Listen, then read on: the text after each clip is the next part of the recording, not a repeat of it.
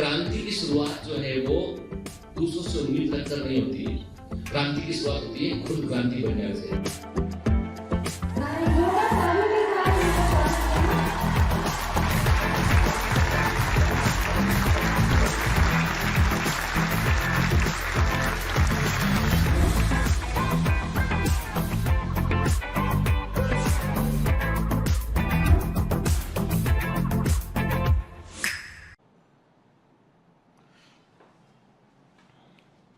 Hello commanders, welcome to Biomentors classes online. I am doctor Jitendra Singh. तो चलिए human health and disease में आगे बढ़ते हैं बेटा।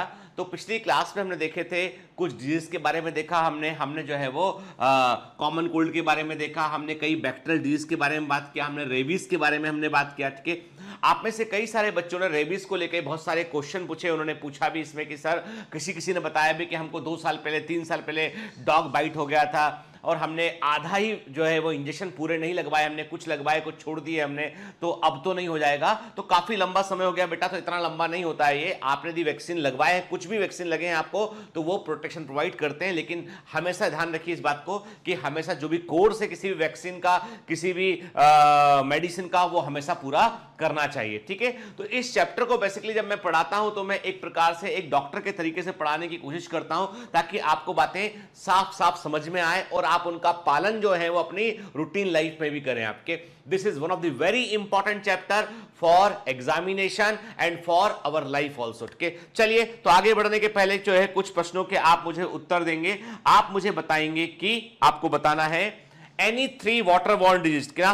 ठीक है, एनी 3, कोई भी 3 बीमारियां, 3 वाटर बॉर्न डिजीज, क्या जो स्पॉइल वाटर के पीने से होती है। के कोई भी 3 बीमारियां बताइए बेटा आप, एनी 3 वाटर बॉर्न डिजीज के। तो आपको नाम बताने हैं, आपको बताना है उन बीमारियों के नाम बताना है और causative agent, name and the causative agent, है ना बेटा? किससे होता है ये बताना। सुनिए ध्यान से क्वेश्चन, आपको सबको बताना है कि कोई बच्चा जो है वो साइलेंट नहीं रहेगा। ठीक है ना? ठीक है, आंसर लिखेगा तो सबको बताना है 3 वाटर बॉर्न डिजीज। किताब मत देखना, कॉपी नहीं खोलना, कॉपी नहीं खोलो। ठीक है, 3 वाटर बॉर्न डिजीज कौन सी है और उनके कॉजेटिव एजेंट क्या है वो आपको बताना। जो आपको याद आता है वो आप बतलाएंगे। ठीक है ना? क्लियर? देन अगला क्वेश्चन ये है, आइडेंटिफाई दिस बैक्टीरिया। ठीक है, ये कौन सा बैक्टीरिया है? Identify the shape of the bacteria, ठीक है, नेम ऑफ द बैक्टीरिया, ठीक है, एंड डिजीज कॉज्ड, जो बीमारी होती है उसको बताइएगा आप। ठीक है ना? इस बैक्टीरिया को देखिए, बताइए कि ये शेप क्या है इसका और ये कौन सा बैक्टीरिया है और इससे कौन सी बीमारी होती है। और एक हिंट दूंगा आपको मैं, दिस इज ए एसटीडी, ये एक सेक्सुअली ट्रांसमिटेड डिजीज है। The only hint is that कि ये एक सेक्सुअली ट्रांसमिटेड डिजीज है जिसका बैक्टीरिया जो है आपको जो है वो बकायदा हेलिक्स के रूप में दिखाई पड़ रहा है। इस शेप को आप क्या बोलोगे और आपको बताना है इस बैक्टीरिया का साइंटिफिक नेम क्या है और कौन सी बीमारी इस बैक्टीरिया से होती है, ये आप मुझे बतलाएंगे। ठीक है, क्लियर? ठीक है, देन बात करते हैं बेटा हम जहां पर जो है वो मम्स की बात करते हैं हम के। तो हमने आपसे कहा था कि यहां से हम कंटिन्यू करेंगे आगे। तो देखो बेटा, है ना, this is one of the very common, हमने कहा था ये one of the very common disease में से एक होता है बेटा। तो इसीलिए हम क्या करते हैं, एक वैक्सीन लगता है बच्चों को, एक वैक्सीन लगता है MMR का। MMR वैक्सीन ये सरकारी प्रोग्राम के अंदर भी शामिल है। मीजल्स, मम्स और रूबेला के लिए होता है। ये होता है मीजल्स, मम्स एंड रूबेला। ठीक है, इसके लिए ये वैक्सीन लगता है। ठीक है ना? और जो मम्स होता है बेटा, मम्स में जो ईयर के नीचे, जस्ट बिलो द ईयर के नीचे जो पैरोटिड ग्लैंड होती है, parotid is a salivary gland, जो पैरोटिड ग्लैंड होती है वो फूल जाती है, उसमें स्वेलिंग हो जाता है। तो ये बड़ा कॉमन क्वेश्चन है मेडिकल एंट्रेंस एग्जामिनेशन का, one of the very common question कि मम्स बीमारी में कौन सी ग्लैंड फूल जाती है। तो मम्स में पैरोटिड ग्लैंड फूल जाती है जो कि जो है हमारी बॉडी में लार्जेस्ट सलाइवरी ग्लैंड में से एक होती है। क्या क्लियर?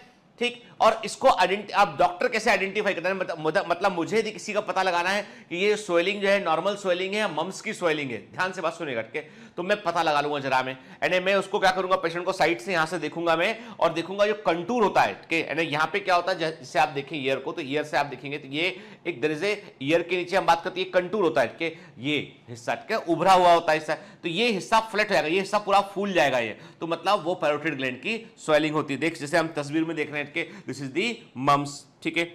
इसे हम क्या बोलते हैं, इसको हम जो है वो इन्फेक्शियस पेरिटोनाइटिस भी पेरोटाइटिस भी कहते हैं, इन्फेक्शियस पेरोटाइटिस भी कहते हैं, क्योंकि पैरोटिड ग्लैंड फूलती है इसलिए इसको हम इन्फेक्शियस पेरोटाइटिस भी कहते हैं। और ये it is a very fast, ये बड़ी तेजी से कम्युनिकेट होने वाली बीमारी होती है। Mumps is an acute communicable disease generally in children के, तो स्कूल गोइंग चिल्ड्रन, जो स्कूल जाने वाले बच्चे होते हैं, उनमें आपको जनरली ये बीमारी देखने मिलती है। क्लास में एक बच्चे को होगा तो कई बच्चों को मम्स जो है वो हो जाता है। हालांकि आजकल हम इम्यूनाइजेशन करते हैं इसलिए जो है वो बीमारी देखने में कम मिलती है। It is caused by the paramyxo virus, ये बीमारी पैरामिक्सो वायरस से होती है, जिसको हम कॉमन लैंग्वेज में मम्स वायरस भी कहते हैं, कि इसको हम कॉमन लैंग्वेज में मम्स वायरस भी कहते हैं। इस चैप्टर में जितनी बातें मैं बता रहा हूं, जो लिखा रहा हूं आपको बेटा, सब एग्जाम में आया हुआ है, इसलिए अटेंटिव रहकर सुनिएगा इसको, क्या भले ही से ये एनसीईआरटी में ना दिखाई पड़े आपको, लेकिन ये कोर्स का हिस्सा है, ठीक है। तो ये पैरामिक्सो वायरस से होता है और which has preference for salivary gland, और ये सलाइवरी ग्लैंड पर अटैक करता है, स्पेशली ये पैरोटिड ग्लैंड पर स्पेशली ये अटैक करता है, ठीक है। It is characterized by the painful enlargement of one और बोथ द पैरोटिड ग्लैंड, इसमें पैरोटिड ग्लैंड में जो है एक या दोनों पैरोटिड ग्लैंड जो है वो फूल जाती है, उनमें स्वेलिंग आ जाती है और ये पेनफुल इनलार्जमेंट, दर्द भी होता है इसमें, ठीक है। पेशेंट को हाई फीवर होता है, बुखार होता है और उसको मुंह खोलने में, खाना खाने में तकलीफ होती है, वो मुंह नहीं खोल पाता है, इवन बोलने में भी तकलीफ होती है उसको।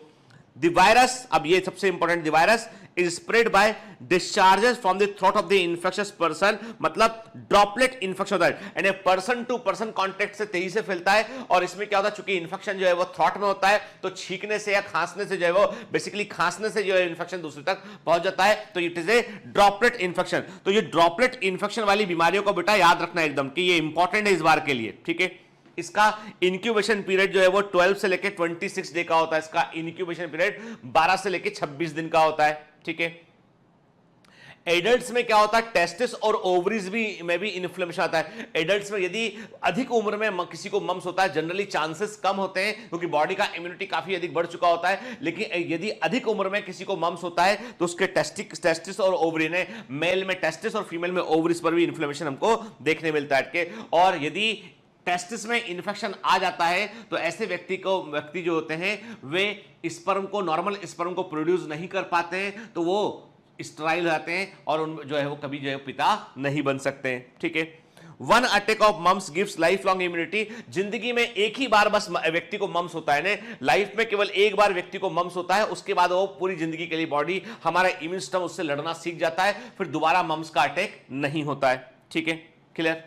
Now come to the next disease के, अभी हम जो बीमारियां देखेंगे उसमें से कुछ को छोड़ के बाकी को हम बड़े शॉर्ट में देखेंगे बेटा, जो इंपॉर्टेंट पॉइंट है, किससे होने वाली डिजीज है, कौन सा ग्लैंड फूलता है, तो प्राइमरली हम उन चीजों पे फोकस करेंगे हम, ठीक है, क्योंकि यदि हम हर बीमारी को बहुत डिटेल में पढ़ेंगे तो हम ये याद नहीं कर पाएंगे, इसलिए जो बता रहा हूं, जहां पे जितना डिटेल में जाता हूं बेटा उतना डिटेल जाया करो, जहां पे मैं सुपरफिशियल हूं मतलब सुपरफिशियल रहना है आपको, फिर आपको गोता नहीं लगाना। यदि मैंने बोला है कि यहां पे सतह में तैरना है तो सतह में तैरना है, यहां पे गोता लगाना है तो वहां पे गोता लगाना, समझ गए ना, कि तभी मैं आपका मेंटर हूं, तो आपको बड़ी बातों को मानना है बेटा, ठीक है। चलिए, तो अब ये बीमारी आप देख रहे हैं, तो क्या कैन यू आइडेंटिफाई कि which disease create this kind of जो हैंडीकैप्ड व्यक्ति को बनाने वाली बीमारी कौन सी होती है, that is the polio.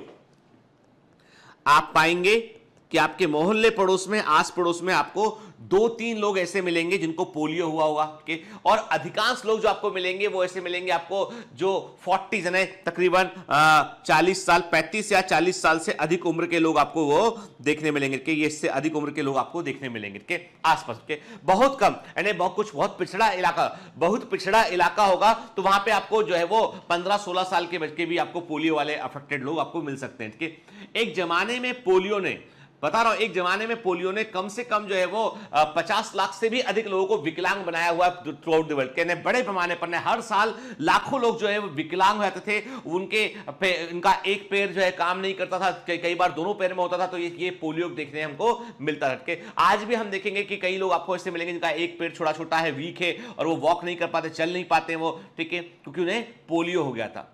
Polio जो है कोई बाई बर्थ विकलांगता नहीं थी कि जन्म से हो गया या कोई एक्सीडेंट था, ये एक वायरस का इंफेक्शन था जिसने व्यक्ति को विकलांग बना दिया। और उसकी चपेट में उसके प्रभाव में कोई भी हेल्दी व्यक्ति आने में आ सकता था। वो ये बैड लक था कि वो व्यक्ति आ गया, इसलिए उसको पोलियो हो गया।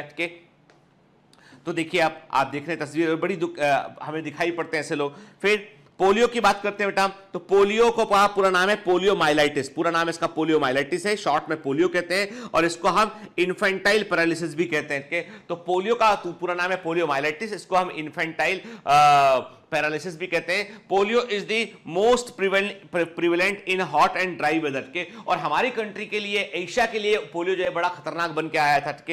It is caused by virus known as the polio virus. इसका मतलब ये भी नहीं है कि यूरोप में नहीं होता, यूरोप में भी पोलियो हुआ है बेटा, तभी तो वैक्सीन यूरोप में भी हुआ, अमेरिका में भी हुआ है, लेकिन हमारी कंट्री में बड़ी तेजी से ये फैला। ठीक है, ये वायरस होता है, इसको हम पोलियो वायरस कहते हैं। This virus causes inflammation of nervous system and stiffness in the neck के।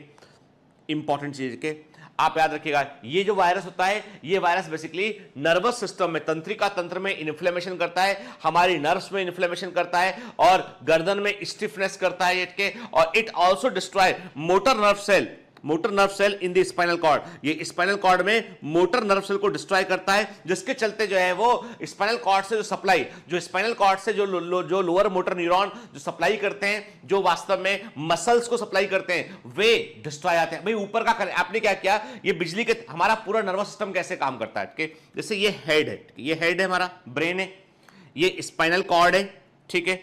तो ब्रेन से इंफॉर्मेशन जो है वो स्पाइनल कॉर्ड तक गई, ठीक है ना, ब्रेन ने अपनी इंफॉर्मेशन स्पाइनल कॉर्ड को दी, और स्पाइनल कॉर्ड से इंफॉर्मेशन जो है पूरी बॉडी को जाती है, ठीक है। तो हम कहते हैं अपर मोटर न्यूरॉन, ठीक है, एंड लोअर मोटर न्यूरॉन। जो ब्रेन से आते हैं वो अपर मोटर न्यूरॉन होते हैं, और स्पाइनल कॉर्ड से आते हैं लोअर मोटर न्यूरॉन होते हैं। तो अभी क्या था, ब्रेन से जो क्रेनियल नर्व आई, उन्होंने स्पाइनल कॉर्ड को दिया इन्फॉर्मेशन के, स्पाइनल कॉर्ड ने पूरी बॉडी, यानी पेरिफेरल नर्व्स जो है वो स्पाइनल कॉर्ड से निकले पूरे के।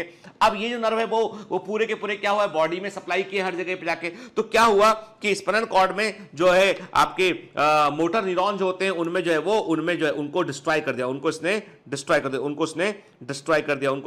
कर दिया, अब ये कनेक्शन वीक हो गए यहां से। तो जो भी इंफॉर्मेशन है, भले ही ब्रेन चाहता है कि लेग मूव होना चाहिए, मस्कुलर मूवमेंट होना चाहिए, परंतु वो पॉसिबल ही नहीं, इसलिए पॉसिबल नहीं है क्योंकि कनेक्शन कट गया है, कनेक्शन को काट दिया वायरस ने, ठीक है।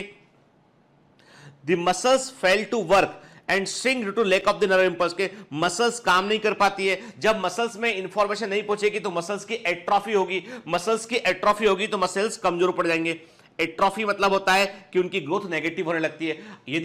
मैं कहता हूं यदि आप अपने हाथ पैरों की मसल्स को या किसी मसल को आप यूज नहीं करेंगे तो धीमे धीमे पतली पड़ जाएंगी, वो एट्रोफी होने लगती है। लेकिन यदि आप लगातार वर्जिश करेंगे, इस्तेमाल करेंगे, तो मसल्स की स्ट्रेंथ बढ़ती चली जाएगी। तो होता ये यहां पे, ब्रेन से जो स्पाइनल कॉर्ड से इंपल्सेस पहुंचती नहीं है यहां पे, तो जो मोटर न्यूरॉन्स होते हैं, जो मसल्स पे कनेक्टेड होते हैं, वो इंफॉर्मेशन लेके आ ही नहीं पाते वहां पे, इसलिए मसल्स काम नहीं करती यहां पे, ठीक है। This may cause paralysis of limbs in the some cases के, इसलिए कुछ केसेस में हमको जो है वो लिम्स में पैरालिसिस देखने मिलता है। हर व्यक्ति जिसको पोलियो हुआ हो उसको पैरालिसिस हो ये भी जरूरी नहीं है, लेकिन इसकी इंटेंसिटी अलग अलग हो सकती है, किसी को गंभीर हो सकता है, किसी को गंभीर नहीं भी हो सकता है, ठीक है। The virus enters the digestive tract. अब देखिए ये वायरस कैसे एंटर करता है, ये वायरस जो है वो डाइजेस्टिव ट्रैक्ट में एंटर करता है, और through the contaminated food and water, कैसे करता है, संदूषित भोजन और जल से, वाटर से, ठीक है। मतलब सीधा ये वायरस नर्व में अटैक नहीं करता है, ये क्या जाता है, ये इन्फेक्शन इसका कैसे फैलता है, फूड और वाटर के थ्रू ये वायरस आता है, डाइजेस्टिव ट्रैक्ट में वायरस आता है, वहां आकर वो इंटेस्टाइन की सेल में अपने आप को मल्टीप्लाई करता है, multiplies in the intestinal cell, intestine की सेल में अपने आप को मल्टीप्लाई करता है, और वहां से क्या करता है, वहां से ये ब्लड में जाता है, और ब्लड से में जाता है लिम्फेटिक सिस्टम में जाता है, और फाइनली ये स्पाइनल कॉर्ड तक पहुंचता है, वहां जाकर अपने आप को मल्टीप्लाई करता है। देखिए यानी पोलियो का वायरस कैसे बॉडी में एंटर करता है, ये इसीलिए मैं कहता हूं आपसे, केवल आप अपने भोजन का और ड्रिंकिंग वाटर का ध्यान रखेंगे ना, तो 90% बीमारियां नहीं होंगी। किसका बेटा? और अब तो हवा का भी ध्यान रखना है हमें। अपने घर से बाहर निकलते हैं, पानी का बोतल लेके साथ चलिए, बिल्कुल पानी का बोतल लेके साथ चलिए। आपको जो है वो कोई शर्म वाली बात नहीं है, अपना पानी का बोतल साथ लेके चलिए आप, ठीक है ना। दूसरा इसके अलावा बात यह है कि भोजन खुले में, जहां पे आपको लग रहा हो हाइजीन प्रॉपर नहीं है, वहां भोजन मत खाइए। और यदि कहीं होटल में खाना खाना भी पड़ता है आपको, तो सबसे, मेरे फादर बताया करते थे कि होटल में यदि खाना खाना हो तो सबसे सेफेस्ट फूड होता है कि आप उससे केवल दाल और रोटी मंगाएं। आपको कारण यह है कि दाल हमेशा उबल कर बनती है। दाल यदि पुरानी होगी तो आपको समझ में आ जाएगी, आप दाल नहीं खाएंगे उठ के, लेकिन बाकी चीजें जो है वो पुरानी सड़ी गली हो सकती है। दाल में चूंकि रॉ दाल जो है वो सड़ती नहीं है जनरली के, और दाल पकाने के लिए दाल को उबालना पड़ता है, तो जो जर्म्स होते हैं वो खत्म हो जाते हैं। दाल हुआ। दूसरा, रोटी की बात करें, चपाती की बात करें, तो वो कहते हैं रोटी या पराठा जो भी ले सकते हैं आप। और बेसिकली यदि कहीं पूरी मिलती है तो लोग पूरी इसलिए लेते हैं, पूरी भी जो है वो फ्राई होने के बाद पूरी के अंदर जो है बैक्टीरिया वायरस कुछ बचेगा नहीं, जिस टेम्परेचर में वो फ्राई होती है वहां पे बचेगा नहीं। इसलिए कई लोग जगह कल्चर इस तरह का कि पक्का भोजन खाते हैं लोग बाग के, ठीक। तो फ्राइड फूड का जो कल्चर आया ना इंडिया में, आप देखना कभी अमेरिका जाएंगे आप या यूरोप जाएंगे, वहां पे लोग इतना तला गला नहीं खाते। हमारे यहाँ पे हम भजिया भी खाते हैं, हम लोग पूरी भी खाते हैं, हर त्योहार पे पूरी खाते हैं हमारे यहाँ पे हम तली हुई चीजें बहुत खाते हैं, क्योंकि हमारे यहाँ पे बड़े पैमाने पर बैक्टीरिया और वायरस पनपते हैं हमारे यहाँ पे ट्रॉपिकल क्लाइमेट होने के कारण। इसलिए हमने अपने भोजन को जब हम कभी किसी को पार्टी देते हैं, जो है न्योता देते हैं, तो वो सब लोग बीमार ना पड़ जाए बड़े पैमाने पर, इसलिए हम उसको पूरी खिलाते हैं। कि हम आलू की सब्जी खिलाते हैं, आलू उबाल कर बनेगा, ठीक है, बहुत देर तक उबाल कर बनेगा वो। तो बेसिकली हमारा जो कल्चर है ना, वो उन बीमारियों को देखकर डेवलप। यदि अमेरिका आप देंगे, अमेरिका में आदमी सैंडविच खा रहा है स्प्रेड लगा के, ठीक है, वो नहीं कर रहा, वो पूरी मुरी नहीं बना रहा, वो तला हुआ नहीं खा रहा, उठ के वो अपना डिफरेंट फूड है उसका, भाई वो उसके परिवेश के हिसाब से, हमारा फूड हमारे परिवेश के हिसाब से, ठीक है। तो अभी ये मैंने क्या कहा आपसे कि जो पोलियो वायरस है वो संदूषित भोजन से, कॉन्टामिनेटेड फूड और वाटर से आएगा, इंटेस्टाइन में जाकर बैक्टीरिया अपने आप जहां पर जो है मल्टीप्लाई करेगा, वहां से ब्लड में जाएगा, लिम्फेटिक सिस्टम में जाएगा, वहां से स्पाइनल कॉर्ड में पहुंचेगा और वहां जाकर अपना मल्टीप्लीकेशन करेगा वो, ठीक है ना। इसका इंक्यूबेशन पीरियड भी 7 से लेकर, इसका इंक्यूबेशन पीरियड जो है वो 7 to 14 डेज का होता है, ठीक है। और एक व्यक्ति को जिंदगी में एक बार पोलियो होने के बाद पूरी लाइफ लॉन्ग इम्यूनिटी उसको मिल जाती है, ठीक है। अब आजकल ओरल पोलियो वैक्सीन भी अवेलेबल है, ठीक है। और ओरल पोलियो वैक्सीन को जो है वो first time oral polio vaccine को जो है वो कहते हैं ना 2 बूंद जिंदगी की, टीवी में ऐड आया करता अमिताभ बच्चन का कि 2 बूंद जिंदगी की, पोलियो पिलाना बच्चे को, पोलियो, पल्स पोलियो। इंडिया में बड़े पैमाने पर जो है वो पल्स पोलियो अभियान चला और अमिताभ बच्चन को इसका जो है वो ब्रांड एम्बेसडर बनाया गया, बड़े पैमाने पर लोगों को बताया गया। और आज स्मॉल पॉक्स के बाद कोई दूसरी बीमारी है जो नियरली इरेडिकेटेड, लगभग बड़े रेयर केसेस देखने मिलते हैं। 1-2 केस पाकिस्तान में देखने मिल जाएंगे, 1-2 अफ्रीका में देखने मिल जाएंगे, ठीक है, 1-2 इंडिया के किसी ट्राइबल एरिया में कहीं देखने मिल जाएंगे। अदरवाइज अभी ये बीमारी नियरली इरेडिकेटेड डिजीज है। आज हमने पोलियो को इतना वैक्सीन लगाया, हमने दुनिया में, हमने कई वर्षों तक वैक्सीन लगाते रहे, कई दशक तक, और आज हमने पोलियो को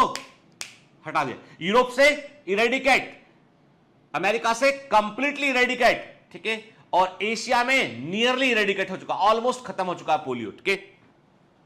और इसका क्रेडिट जाता है सेक और सेविन को, के सेक ने इंजेक्टेबल पोलियो वैक्सीन को बनाया, आईपीवी बोलते हैं इसको हम, और सेविन ने जो है वो ओपीवी बनाया। ओपीवी मतलब होता है ओरल पोलियो वैक्सीन, के तो इंजेक्टेबल पोलियो वैक्सीन सेक ने बनाया, ओरल पोलियो वैक्सीन सेविन ने बनाया। और मुझे इस बात का बड़ा दुख है कि इन दोनों महान वैज्ञानिकों ने कई सारे लोगों को विकलांग होने से रोका, उन्होंने बचाया, और इनको नोबेल प्राइज समिति ने इनको नोबेल प्राइज नहीं दिया। और ये बड़े शर्म की बात है कि नोबेल प्राइज कमेटी के अंदर भी थोड़ी बहुत पॉलिटिक्स चलती थी उस जमाने में, के बाद में इसको फिर ठीक करने की कोशिश भी की गई। आज भी हालांकि पॉलिटिक्स है वहां पे, लेकिन अभी चूंकि क्या हो गया, सिस्टम बहुत ट्रांसपेरेंट हो गया है, बहुत सारा वोटिंग होता है ऑनलाइन, इसलिए जो है बहुत सारे लोगों का फीडबैक आता है। कई साइंटिस्ट जो है वो समझते हैं इस बात को कि यहाँ पे गड़बड़ करने का प्रॉब्लम होगा। तो ऐसा कहा जाता है कि सेक और सेविन के नाम थे, नॉमिनेटेड नाम थे इनके, लेकिन इनकी बजाय किसी जो है दूसरी खोज को दिया गया जो उतनी रिलेवेंट नहीं थी, जबकि इन्होंने लाखों लोगों को विकलांग होने से बचाने वाली खोज कर डाली थी, सेक एंड सेविन की बात करें के। और मुझे दुख है यदि इनके लिए हम कोई ईयर याद करते ना कि इनको तब नोबेल प्राइज मिला, तो मुझे बहुत खुशी होती थी। चलिए ये मेरा व्यक्तिगत ओपिनियन है, पर अब ओरल पोलियो वैक्सीन अवेलेबल है। इसका ओरल पोलियो वैक्सीन को सेविन ने 1940 में बना के public pulse polio immunisation programme is organised in India for eradicating polio in 1996 के 1996 से WHO ने हमारे यहाँ पे बड़ा फंडिंग किया, उन्होंने वर्ल्ड बैंक ने बड़ा हेल्प किया हमारा, और हमने बड़े पैमाने पर पोलियो घर घर तक आशा कार्यकर्ता पहुंची हैं, घर घर तक स्टाफ पहुंचा है, उन्होंने पोलियो पल्स पोलियो पिलाया। और मैं आपको बता दूं कि अभी मैंने हाल ही में एक न्यूज देखी कि आशा कार्यकर्ताओं को कुछ महीनों का वेतन नहीं मिला, 3,000 रुपए कुछ मिलता है वेतन। ठीक है, आपको बता रहा हूं, सच्चाई आपको पता होना चाहिए कि 3,000 रुपए के आसपास कुछ वेतन मिलता है, कॉमन बता रहा हूं, स्टेट वाइज वेरी भी कर सकता है कि तो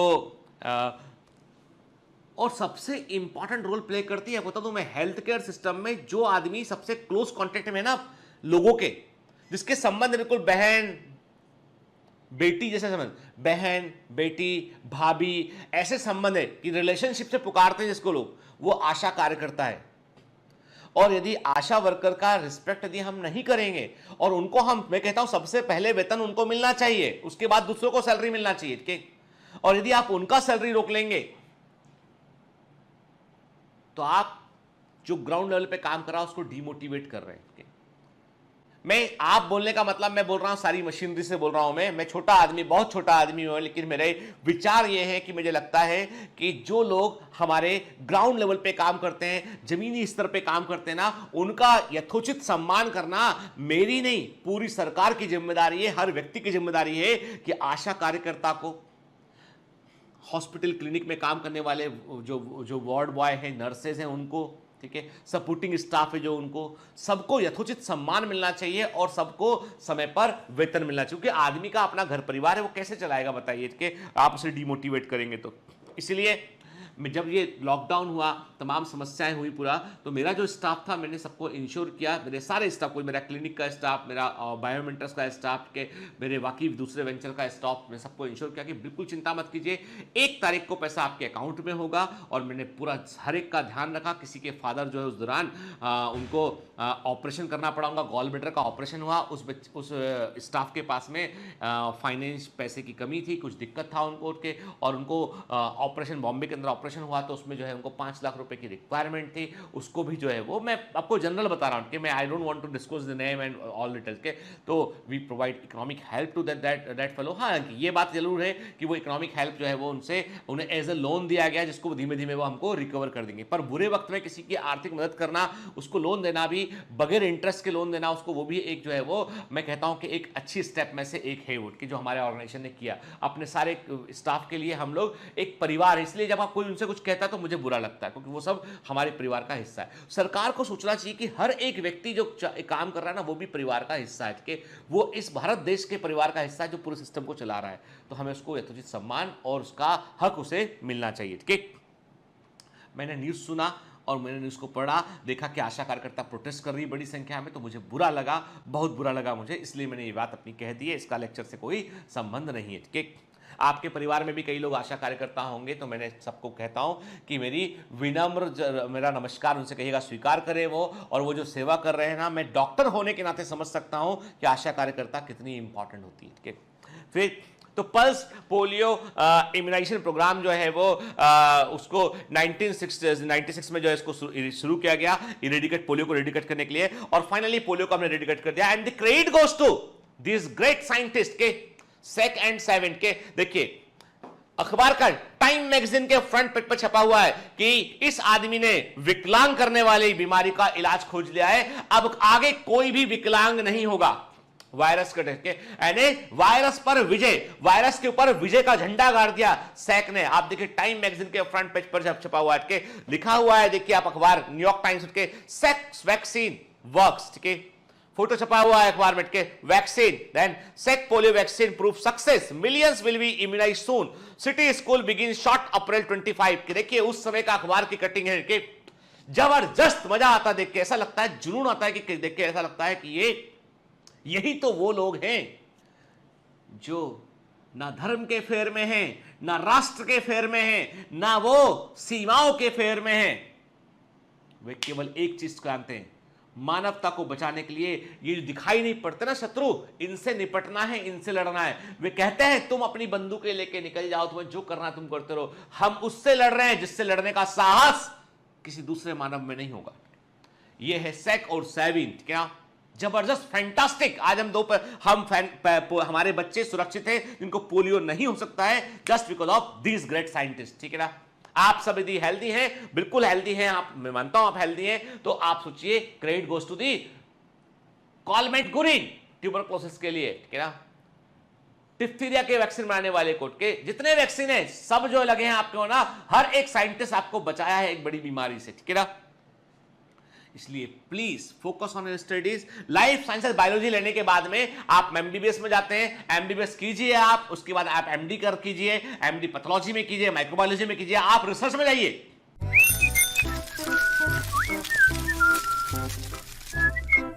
Hi, sorry to disturb you in between lecture, but it's important to inform you. You should download BioMentors app from Google Play Store. We need your support, so please take subscription to become an official commando of BioMentors. Bye bye. Continue your lecture. आप ये मत सोचिए कि आपको हमेशा कि आपको इतना सब सर्जरी का मेरा ऐसा लगता है मैं कैसे कर पाऊंगा। मैं कहता हूं बेटा, एमबीबीएस एक ऐसा दरवाजा है जिसके बाद में आप चाहे तो एक बड़े रिसर्चर भी बन सकते हैं आप। ठीक है ना? केवल संभावनाओं को पहचानिए। ठीक है? The first inactivated polio vaccine, IPv जो है, ठीक है, इंजेक्टेबल पोलियो वैक्सीन, जिसका फुल फॉर्म होता है इनएक्टिवेटेड पोलियो वैक्सीन। आईपीवी में, अब मैंने कहा ना बेटा, इसको कॉमन लैंग्वेज में हम इंजेक्टेबल पोलियो वैक्सीन कहते हैं, पर आईपीवी का फुल फॉर्म होता है इनएक्टिवेटेड पोलियो वैक्सीन के। इसको जो है वो सैक ने प्रोड्यूस किया इसको उन्होंने, और इसके लिए उन्होंने जो है वायरस को मंकी की किडनी सेल में ग्रो कराया और फॉर्मलिन से वायरस को उन्होंने इनएक्टिवेट किया और इसका उन्होंने इस्तेमाल किया। ठीक है ना? और इससे इन्होंने, देखिए, इन्होंने मंकी की किडनी सेल में वायरस को ग्रो कराया और इस वायरस को उन्होंने फॉर्मलिन का इस्तेमाल करके इनएक्टिवेटेड किया। देन इस इनएक्टिवेटेड पोलियो वायरस का उन्होंने इस्तेमाल किया वैक्सीन के रूप में। ठीक है? इन 1954 the inactivated polio inactivated vaccine was tested on 1.6 million, 16 lakh बच्चों को लगाया है वैक्सीन, कनाडा के अंदर, फिनलैंड के अंदर और यूएसए के अंदर के 54 की बात है। ठीक है? हम कब आए? हमारा 1996 में शुरू किया हमने बड़े पैमाने पे अभियान के, और ये कितने पहले वो लोग कर चुके थे। ठीक है? Sabin's oral polio vaccine consist of 3 live attenuated Sabin polio virus strain के। सेविन ने क्या किया? अब देखो बेटा, अब आप बोलोगे सर जब वैक्सीन जब जो है वो आपका इनएक्टिवेटेड पोलियो वैक्सीन जो कि इंजेक्टेबल है, ये क्या है? ये इंजेक्शन के रूप में लगता है, इंजेक्टेबल है। ठीक है? और ओरल पोलियो वैक्सीन क्या है? वो ओरल है। ठीक? तो आप बोलोगे सर दोनों में फर्क क्या है? फर्क ये था कि आईपीवी इंजेक्टेबल पोलियो वैक्सीन जो है वो एक टाइम पीरियड के बाद इस इम्यूनिटी को खो देता था, मतलब एक पर्टिकुलर टाइम पीरियड के बाद में इम्यूनिटी इसके लिए धीमे धीमे डाउन है। इस वैक्सीन का से कि 3 साल 5 साल 7 साल या 10 साल के बाद में वैक्सीन का असर खत्म हो जाया करता था। ठीक है? तो ये एक बड़ी प्रॉब्लम थी, तो वैक्सीन को बार बार रिपीट करना पड़ रहा था, लेकिन क्योंकि वायरस इनएक्टिवेटेड फॉर्म में था तो वो अपने आप को मल्टीप्लाई तो कर नहीं पा रहा था, तो इम्यून सिस्टम की मेमोरी थोड़े समय के बाद में जो है वो कुछ सालों के बाद में मेमोरी से उसको वो डिलीट कर दिया, हटा दिया करता था वो।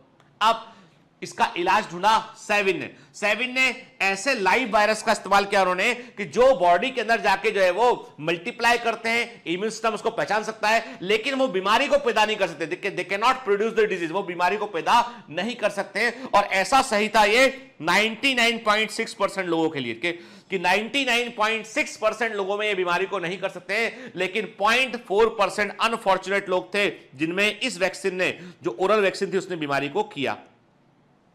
0.4% ऐसे लोग थे जिनमें ये वैक्सीन बीमारी कर सकता था।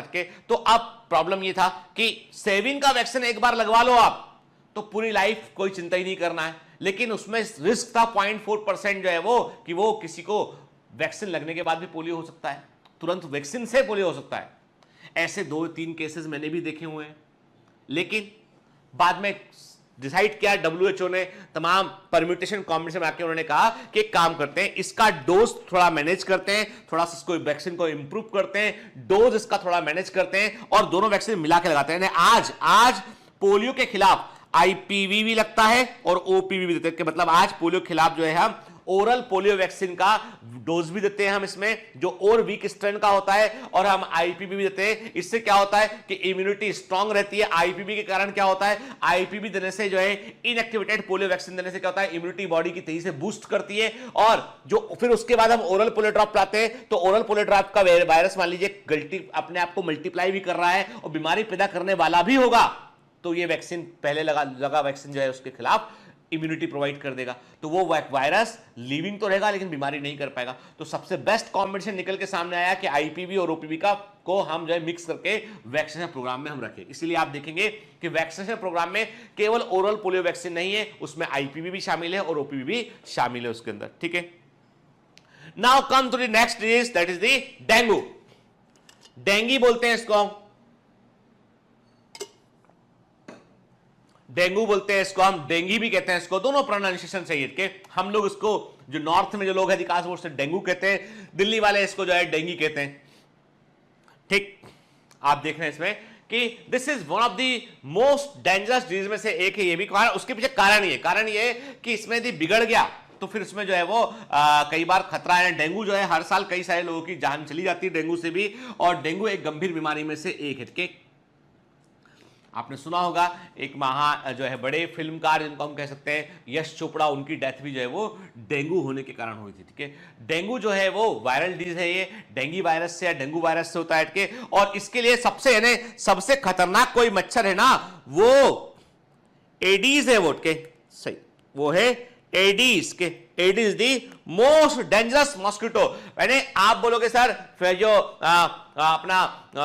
हम बोले कि आप बोलोगे सर ये फीमेल एनाफिलिस मॉस्किटो, अरे बेटा वो तो केवल मलेरिया करता है। फीमेल एनाफिलिस मॉस्किटो केवल मलेरिया करता है।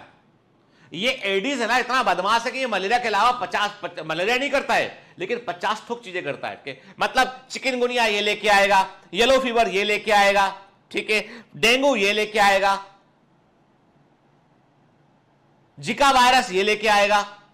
मतलब ऐसा है कि ये ऐसा है, ये चलता फिरता अमेजॉन है। ये अमेजॉन कैसा है कि आप बीमारी ऑर्डर कर लो, एडीज लेके पहुंच जाएगा वहां पे। कौन सी बीमारी चाहिए साहब के, मेरे पास I am fully loaded with disease के, मेरे पास डेंगू भी है, मेरे पास जो है वो चिकनगुनिया भी है, चिका वायरस भी डाल दूंगा चाहो तो ये ऐसी दुकान है चलती फिरती।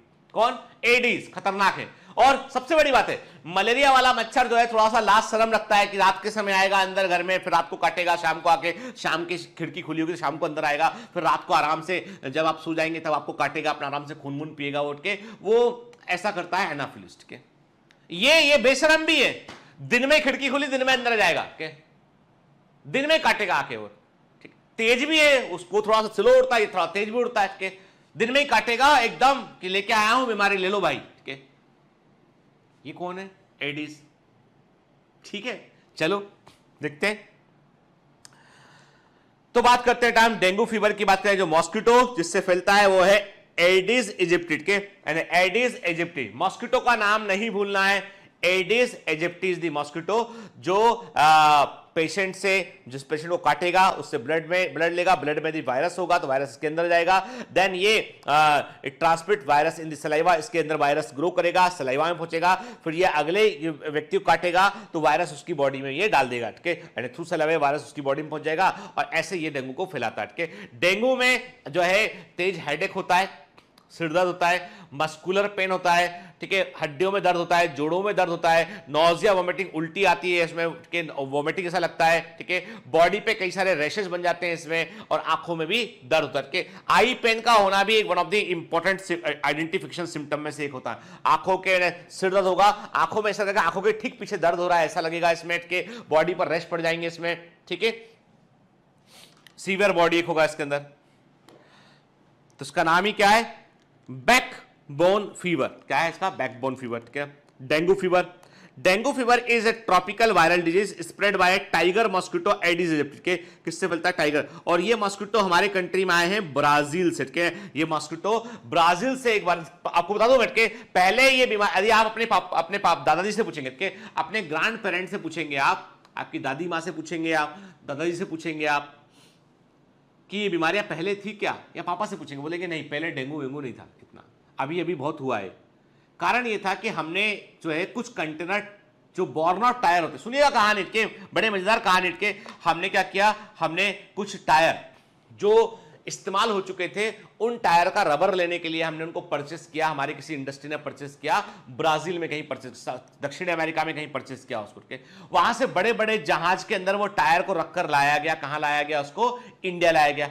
अब जब उस पोर्ट पर वहां पर वो टायर थे, वो टायर को रख दिया गया, उसमें अरेंज कर दिया गया, पानी गिरा, रेनफॉल गिरा वहां पे के, जब पानी गिरा तो टायरों के अंदर पानी रह गया और वहां के लोकल जो मॉस्किटो थे, एडिस मॉस्किटो, वो उसमें पनप, क्योंकि जब कोई भी जहाज जब आता है एक जगह कंट्री से दूसरी कंट्री में, तो जहाज को आने में जो है वो महीनों का वक्त लगता है कि उसको लोड होने के लिए भी कई दिन लगते हैं। जब तक जहाज पूरा लोड ना हो जाए तब तक मूव नहीं करता है। उसमें टायर के अलावा और भी सामान है, बड़े बड़े कार्गो जहाज होते हैं पानी के, उनमें केवल एक चीज नहीं आती कि आपने एक डब्बा दिया तो डब्बा लेके निकल लिया जहाज, ऐसा नहीं, पूरा भरा था जहाज बैठ के। तो उसमें टायर्स थे बहुत सारे, उन टायर्स में पानी भराया, पानी में वहां के एडीज मॉस्किटो पनप गए उसके अंदर, टाइगर मॉस्किटो, कहां के?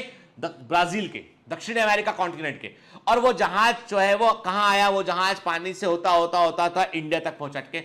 अब उस दौरान उसमें मॉस्किटो का साइकिल कई बार रिपीट हो गया, मच्छर नए पैदा हुए उसमें लार्वा से, फिर उन मच्छरों ने वहां पे ग्रो किया। ऐसे करते वो मॉस्किटो बड़ी संख्या में हो गए। जब हमारे यहाँ पे वो टायर उतारे गए तो वो मच्छर हमारे यहाँ के एनवायरमेंट में आ गए, और जब हमारे एनवायरमेंट में मच्छर आए तो उन मच्छरों ने यहाँ पे तेजी से ग्रो किया। तो यहाँ हमारे यहाँ पे पॉपुलेशन डेंसिटी भी अधिक थी और हरियाली भी अधिक थी हमारे यहाँ पे,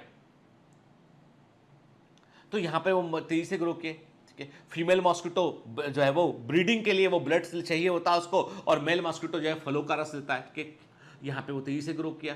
और देखते देखते इंडिया के अंदर डेंगू जो है वो एक खतरनाक बीमारी बन गया। अभी हाल ही में महाराष्ट्र गवर्नमेंट ने भी और गवर्नमेंट ऑफ इंडिया ने भी नोटिस जारी किया। उन्होंने कहा कि कोरोना के संकट के चलते हुए हमें डेंगू को अवॉइड नहीं करना है, मच्छरों के बारे में लोगों को अवेयर करना है, और डेंगू के लिए भी अस्पतालों को तैयार रखना है, क्योंकि कोरोना तो बड़ी समस्या है ही, पर डेंगू पीछे से जो है वो अपॉर्चुनिटी का फायदा उठा सकता है, तो हमें बच के रहना उससे। ठीक है, चलिए तो आगे बढ़ते हैं इसमें हम। डेंगू फीवर और dengue haemorrhagic fever one of the dangerous disease, खतरनाक बीमारी में से एक होता है। The symptom of the disease include the high fever, तेज बुखार का आना, सीवियर फ्रंटल हेडेक, केवल अगले वाले हिस्से में दर्द का होना, पेन बिहाइंड द आई, आंखों के पीछे दर्द का होना। ये बिल्कुल सिम्टम है, आइडेंटिफिकेशन सिम्टम है, क्लिनिकल सिम्टम है कि पूछता है डॉक्टर दर्द कहां हो रहा है? हेडेक, सिर में केवल अगले हिस्से में दर्द हो रहा है, के आंखों में दर्द हो रहा है, कहां? ऐसा लगता है कि आंखों के गोले के पीछे दर्द हो रहा है, ऐसा फील होता है इसमें। मसल और जॉइंट पेन होता है, भूख लगना बंद जाती है, मीजल्स के समान बारीक बारीक बॉडी पर रैश दिखाई पड़ते हैं इसमें, चेस्ट में, अपर लिम्ब में के नोजिया वोमिटिंग होता है। Dengue can be prevented through the elimination of the mosquito breeding process. अब डेंगू से बचने का एक ही उपाय है कि अपने घर के आसपास पानी इकट्ठा मत रहने दीजिए, और ये मॉस्किटो जो है वो जहां पानी इकट्ठा होगा उसमें अपने आप को मल्टीप्लाई कर लेंगे ये। ठीक है, देखिए आप डेंगू वायरस जो होता है इसका, अब देखो बेटा, मैंने शायद बताया नहीं आपको, पर पोलियो वायरस का जेनेटिक मटेरियल भी आरएनए होता है। ठीक है, single strand RNA, polio virus का जेनेटिक मटेरियल भी सिंगल स्ट्रैंड आरएनए होता है।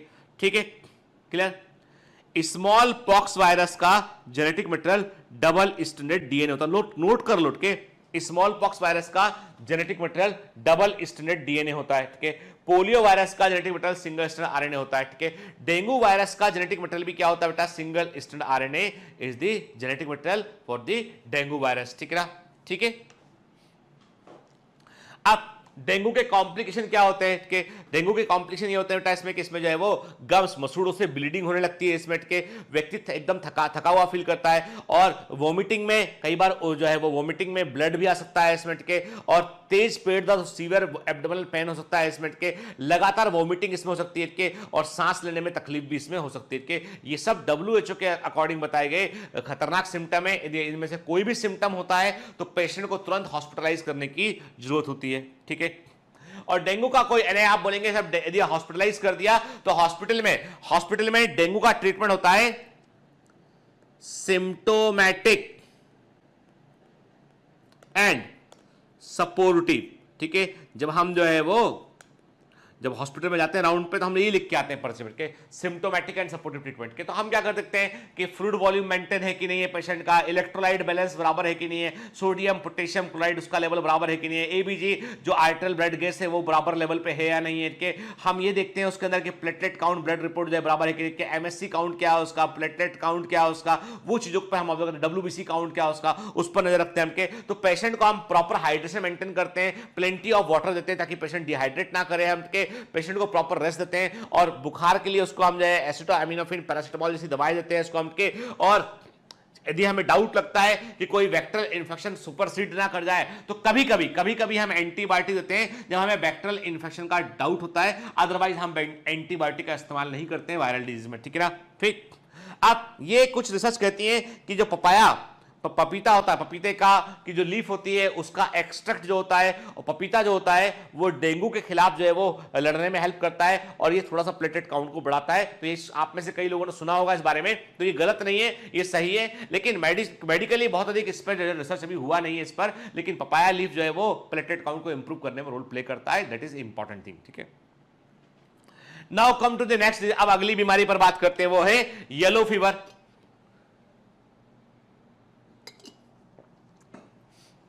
सबसे खतरनाक कोई इंसेक्ट है ना हमारे लिए वो है मच्छर, और उसमें भी एडीज मॉस्किटो के। येलो फीवर की बात करते हैं कि येलो फीवर जो है एक ऐसी बीमारी है जो सबसे अधिक देखने मिलती है आपको कहां पे, दक्षिणी अमेरिका में, ब्राजील वाला जो साउथ अमेरिका कॉन्टिनेंट का ऊपरी हिस्सा है ब्राजील यहां पर है, वहां देखने मिलता है आपको के। और इसके अलावा आपको देखने मिलता है कहां पे, आपको ये देखने मिलता है आपको अफ्रीका में के। तो अफ्रीका और south America and Africa continent में येलो फीवर का वायरस कॉन्स्टेंटली प्रेजेंट है, और ये मॉस्किटो के थ्रू जो है पहुंचता है के। इसीलिए जब यदि कभी आप ब्राजील ट्रेवल करते हैं, मान लीजिए आप यहां से ब्राजील ट्रेवल करते हैं या आप अफ्रीका कॉन्टिनेंट ट्रेवल करते हैं, तो पहली कंडीशन वीजा यदि चाहिए तो पहला कंडीशन ये है कि आपको वैक्सीन का पेपर लगाना पड़ेगा। जब आप एयरपोर्ट, जब आप फ्लाइट पर चेक इन करेंगे, बैठेंगे, जाएंगे आप फ्लाइट पकड़ने के लिए, तो वहां पर भी आपका पासपोर्ट चेक होगा और वैक्सीन का सर्टिफिकेट चेक करेंगे वो। और वो सर्टिफिकेट आप प्राइवेट डॉक्टर से नहीं ले सकते हैं, उसके लिए आपको गवर्नमेंट डॉक्टर, गवर्नमेंट हॉस्पिटल जो वहां का डिस्ट्रिक्ट जिला अस्पताल होता है, वहां पर वैक्सीन लगा के वहां का जो सीएमओ होता है उसके साइन होते हैं, जो चीफ मेडिकल ऑफिसर होता है उसके साइन होते हैं, तब जाके वो सर्टिफिकेट इश्यू होता है, ठीक है। तभी आप जो है वो ट्रेवल कर सकते हैं। आपको छोटा सा एक किस्सा बतलाता हूं मैं कि जब मैं एक ऑर्गेनाइजेशन के अंदर जो है वो एज ए मेडिकल हेड वहां पे काम कर रहा था, तो उस ऑर्गेनाइजेशन के सबसे बड़े बॉस होते हैं वो ऑर्गेनाइजेशन नाबार्ड था। नाबार्ड में मैंने काफी समय काम किया हुआ पहले। तो नाबार्ड में जो है मैं जब वहां पे जो है वो एज ए बीएमओ था, वहां पे जो है वो उनका मेडिकल ऑफिसर जो बोलते थे वो बीएमओ बोलते थे यहाँ पे उसको के। तो वो पूरे स्टेट में एक ही पोस्ट हुआ करती थी उसकी, तो सारा मेडिकल का काम उसके डॉक्टर के अंडर में होता था। तो वहां पे मेरे पास जो पेशेंट थे, तो कई पेशेंट भी आया करते थे। तो वहां पे जो सबसे बड़ा अधिकारी होता है वो होता है सीजीएम, चीफ जनरल मैनेजर के, जिसे आरबीआई में होता है वैसे ही उनका डेकोरम होता है। तो वो मेरे पास उन्होंने फोन किया ऊपर से ऑफिस में कि डॉक्टर साहब से जो है 2 मिनट बात करना चाहते हैं सीजीएम साहब, उनके सेक्रेटरी होता है। तो सेक्रेटरी ने फोन किया कि डॉक्टर साहब से बात करना है। तो मैंने कहा ठीक है कनेक्ट कराइए। कनेक्ट किया तो उन्होंने बताया कि भाई मेरे को जो है वो ब्राजील जाना है एक कॉन्फ्रेंस में, और मुझे येलो फीवर का वैक्सीन बताया है, तो एक काम कीजिए आप सर्टिफिकेट बना के दे दीजिए। तो मैंने कहा सर एक काम करते हैं, मैं आपसे ऊपर आके मिलता हूँ। चूंकि बड़े अधिकारी थे तो मैंने नीचे नहीं बुलाया, मैं उनसे ऊपर मिलने गया। जब मिलने गया मैंने कहा सर ऐसा है कि येलो फीवर जो है it's a very dangerous disease, गंभीर बीमारी है, और you should go for the vaccine shot के, आप वैक्सीनेशन करा लीजिए इसके लिए। अब चूंकि वो अधिकारी बड़े थे, ज्यादा ज्ञानी थे, तो उन्होंने बोला नहीं अरे क्या इतने वैक्सीन तो लगे, बचपन में लगा होगा। अरे मैंने कहा साहब लगता नहीं, इंडिया में होती नहीं, इसलिए इंडिया में वैक्सीन नहीं लगता है इसका। अब लेकिन क्या होता, कई लोग ऐसे होते हैं ना जो बहुत ही सो घोषित समझदार होते हैं, उनसे बहस करने का कोई मतलब था नहीं। अब कुछ बोल दो आप, आदमी सामने वाला अपने ईगो पे बात को ले ले, और आप वहीं काम कर रहे हो ऑर्गेनाइजेशन में, आप छोटी पोस्ट पे, वो बड़ी पोस्ट पे के, भले ही आप डॉक्टर है। मैंने कहा सर ऐसा कि आप देख लीजिए, बाकी प्रोटोकॉल यही बोलता है। तो मुझे बोले कि अरे डॉक्टर साहब ऐसा करो ना, मैं आपसे कह रहा हूं ना, आप बना के सर्टिफिकेट दे दो, देखेंगे उसको बाद में। मैंने कहा सर मैं ऐसा नहीं कर सकता। मैंने कहा मैं बगैर वैक्सीन लगाए किसी व्यक्ति को सर्टिफिकेट दे दूं कि तुमको वैक्सीन लग चुका है, तो ये इथिकली गलत है, और मेरा ईमान मुझे इस बात के लिए अलाउ नहीं करता है कि मैं ऐसा करूं, और मैं नहीं करूंगा। ठीक है, अब मैंने कहा अब ये तो बात है कि भैया आप भले ही आप मेरे को नोटिस दे दें इसके लिए, आप कहीं बदला ले लें इसका, चलेगा चलेगा बिल्कुल चलेगा के, लेकिन मैं गलत नहीं करूंगा के, आई डिनाइड के। देन उनको समझ में बात आई, फिर किसी ने उन्होंने गूगल किया होगा, देखा उन्होंने अरे बड़े खतरनाक बीमारी है तो के, फिर मुझे बोले कि डॉक्टर साहब वैक्सीन लगवाना है। मैंने कहा ठीक है मैं अरेंज करता हूँ। फिर उनको हमने जिला अस्पताल में वैक्सीन लगवाया, वहाँ सर्टिफिकेट दिलवाया बाकायदा, उसके बाद उनको 10 दिन ऑब्जर्वेशन में रखा गया वैक्सीन लगने के बाद, उसके बाद फिर वो ट्रेवल कर पाए। ये सच्चाई है। एंड ब्राजील ट्रेवल करना हो आपको तो आपको वैक्सीन लगवाना पड़ेगा, पहले से लगवाना पड़ेगा, सर्टिफिकेट लेना पड़ेगा उसमें, ठीक है। मतलब आप समझ लीजिए कि इतना। और आपको क्या लगता है जैसे ये कोरोना का वैक्सीन आएगा ना और कोई फॉरेन ट्रेवल करेगा ना, तो पहले बता रहा हूं मैं, मेरे को ऐसा अंदेशा है कि कोरोना का वैक्सीन लगा है नहीं लगा है ये भी बताना पड़ेगा आदमी को, ठीक है, डिस्क्लोज करना पड़ेगा इस चीज को। चलिए आगे बढ़ते हैं इसमें।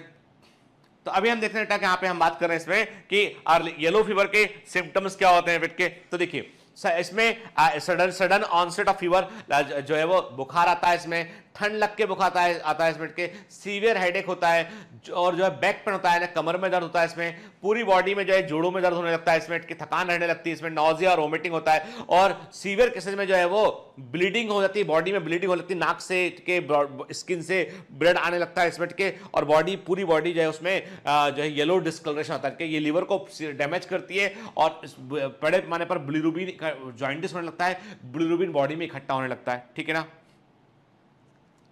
और इसका जो वायरस होता है येलो फीवर वायरस होता है, it is also an RNA virus, ये भी सिंगल स्ट्रैंडेड आरएनए वाला वायरस होता है ये। और ये देखो पॉजिटिव सेंस वायरस का मतलब होता है कि ये वायरस सीधा जाके काम करता है, कि सीधा जाके अपना काम, कुछ वायरस होते हैं जिनको हम पॉजिटिव सेंस वायरस कहते हैं, उनका जो आरएनए होता है वो सीधा it behaves directly as an mRNA, ये एमआरएनए के साथ सीधा काम करता है और ये पूरी मशीनरी पे कब्जा कर लेता है, ठीक है ना। जबकि जो नेगेटिव सेंस होते हैं वो क्या करते हैं, वो आरएनए पहले वायरस जो है पहले अपने आरएनए के स्ट्रैंड पर रिवर्स ट्रांसक्रिप्शन करके डीएनए बनाएंगे और उस डीएनए से फिर नए आरएनए को वो तैयार करते हैं, ठीक है ना। तो ये पॉजिटिव सेंस आरएनए वाला वायरस होता है। आप देख सकते हैं येलो फीवर का वैक्सीन जो है वो उसके लिए नोबेल प्राइज भी मिला है। येलो फीवर का वैक्सीन मैक्स थेलर को उसके लिए नोबेल प्राइज दिया गया था। येलो फीवर का वैक्सीन दिखाई पड़ रहा है हमें, और बाजू में आप देख रहे हैं international certificate of vaccination as approved by WHO। तो ऐसा एक सर्टिफिकेट होता है वो हमको इश्यू करना पड़ता है, ठीक। देखते हैं क्या लिखा है। The yellow fever caused by an arbo virus, के ऐसे वायरस जो ध्यान रखिए, ऐसे वायरस जो आर्थ्रोपोड बॉर्न वायरस को क्या बोलते हैं हम, आर्बो वायरस कहते हैं, कि ऐसे वायरस जो आर्थ्रोपोडा पे ग्रो करते हैं उनको हम आर्बो वायरस कहते हैं। तो एक हेमरेजिक डिजीज होती है। हेमरेजिक डिजीज का मतलब होता है कि वायरस जो है वो एक लेवल से अधिक बढ़ने के बाद बॉडी में इंटरनल हेमरेज करता है, बॉडी जो है वो बॉडी में कई जगह पर शरीर पर ब्लीडिंग होने लगती है, ठीक है ना। तो हेमरेजिक डिजीज होती है जो एडिस इजिप्टी, देखिए ना ये खतरनाक मच्छर है के, जो कि एडिस इजिप्टी मॉस्किटो के द्वारा फैलती है के। तो इसमें हेडेक होगा, फीवर होगा, वॉमिटिंग होगा, वीन्स रप्चर कर जाएंगी किडनी में, स्प्लीन में और लिवर में, देखिए इसीलिए पूरी बॉडी पीली पड़ जाएगी कि बिलिरुबिन का अमाउंट इतना अधिक बढ़ जाएगा बॉडी के अंदर, एकदम शरीर पीला पड़ जाएगा, इसे इसलिए येलो फीवर कहते हैं। तो वीन्स रप्चर करेंगी किडनी में, स्प्लीन में और लिवर में के। सीवियर केसेस में स्किन जो होती है वो एकदम येलो हो जाएगी, जॉइंटिस है सीवियर जॉइंटिस के समान दिखाई पड़ेगा, इसलिए इसको हम येलो फीवर कहते हैं। मैक्स थेलर ने 1951 में उनको नोबेल प्राइज दिया गया था येलो फीवर की वैक्सीन बनाने के लिए, कि यदि मैक्स थेलर ना होते तो येलो फीवर का इलाज भी नहीं मिलता। और ये 1951 में वैक्सीन, 1951 में वैक्सीन बना चुके थे, ठीक है। एक दौर था वैक्सीन का जब बड़े पैमाने पर वैक्सीन बनाए गए, ठीक है, और इसके लिए इनको नोबेल प्राइज भी मिला, ठीक है। Now come to the next disease, अगली बीमारी पर बात करते हैं, चिकनगुनिया।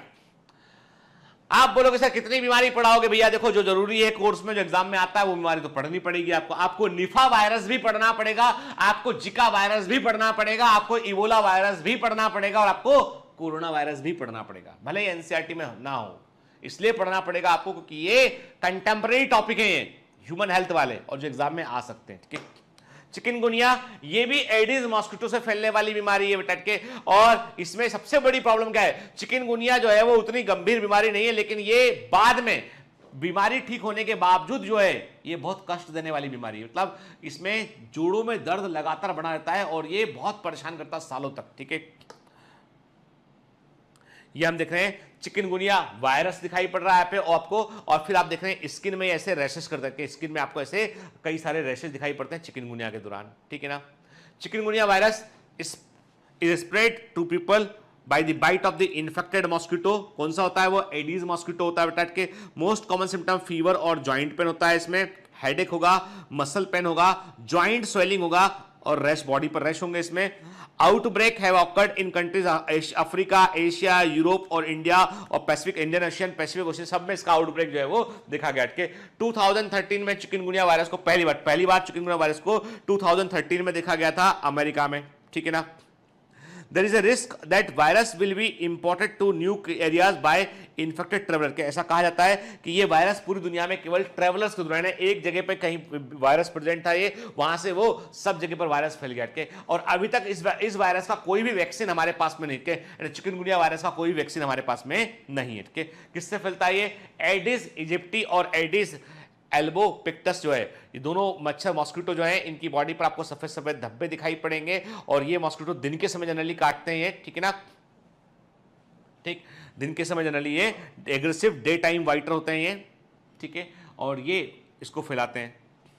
ये आप देख रहे हैं चिकनगुनिया वायरस को देख रहे हैं, इसमें भी सिंगल स्ट्रैंड आरएनए होता है, इसमें भी जो जीनोमिक आरएनए हमको देखने मिलता है। ठीक, symptoms fever, vomiting, headache, body में रैश का आना और सबसे खतरनाक सिम्टम जो लंबे समय तक बना रहता है वो होता है तेज जोड़ों, चलने फिरने में दिक्कत होने लगती है, जोड़ों में दर्द के, joint pain in arms and leg के, और बैक पेन होने लगता है, ठीक है। Headache, joint pain, fever, muscle pain, swelling, rashes, ठीक है, ये चिकनगुनिया के सिम्टम्स होते हैं।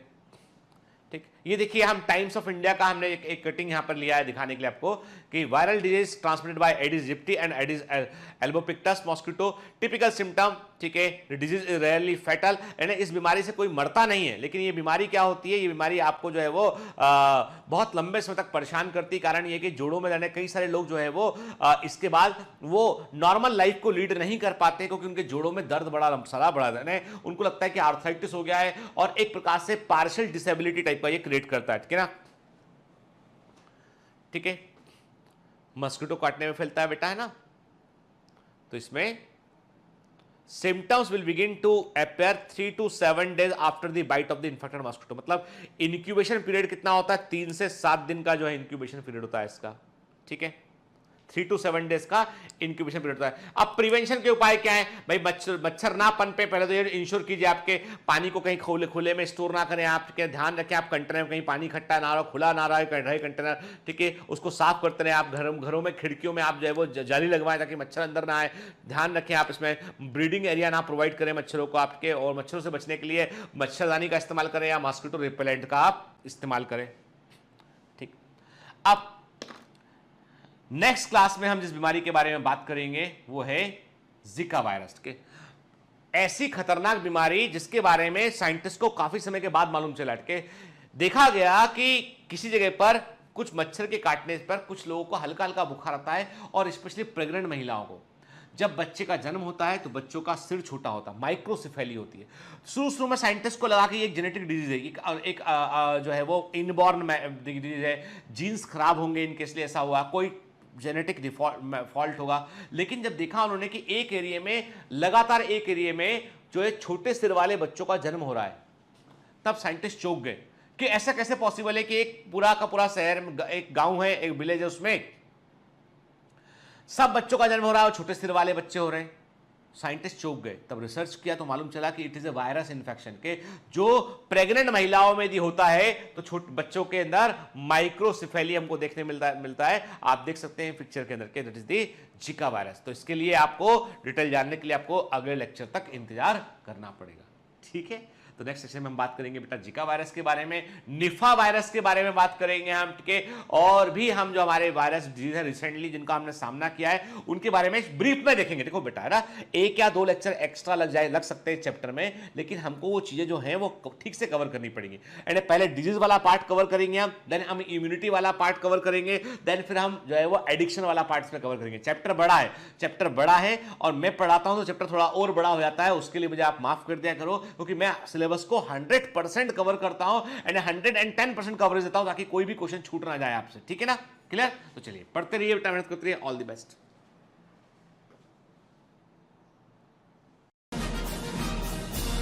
Hi, to become an official commando of Biomentors. Join us at www.biomentors.online. Here you can solve daily practice papers, an online test. You can download performance enhancement sheets. You can track your progress. You can interact with other fellow commandos. Join us and prepare yourself. It's a commando training for your success.